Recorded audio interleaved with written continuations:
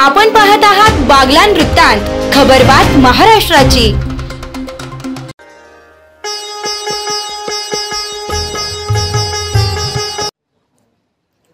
सरकारने दलाली सुरू केली का? स्वाभिमानी शेतकरी संघटनेचे माजी खासदार राजू शेट्टी यांचा सवाल।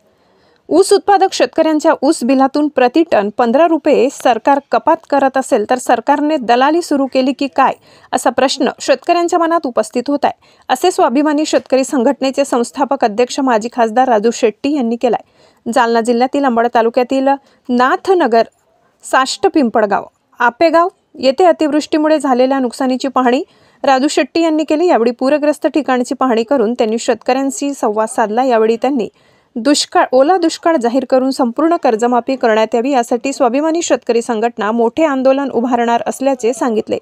2002 साली रस्त्यावरील व न्यायालयीन लढाई लढून ऊस बिलातून सगळ्या कपाती आम्ही थांबविल्या होत्या। त्यावेळी निधीच्या नावाखाली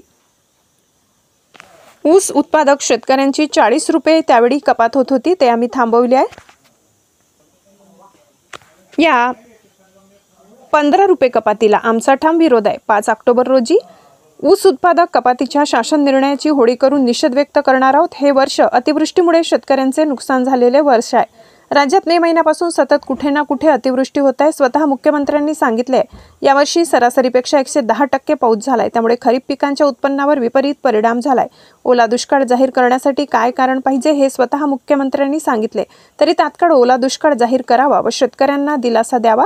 शेतकऱ्यांनी मांडल्या व्यथा। माजी खासदार राजू शेट्टी यांच्या भेटीच्या वेळेस अनेक शेतकऱ्यांनी त्यांच्याशी बोलताना व्यथा मांडल्या। त्यावेळी शेट्टी यांनी शेतकऱ्यांना धीर देत नुकसान भरपाई देण्यासाठी सरकारने तातडीने उपाययोजना करण्याचे आवाहन केले। बागलाण वृत्तांतासाठी सहसंपादक विनायक इनामदार।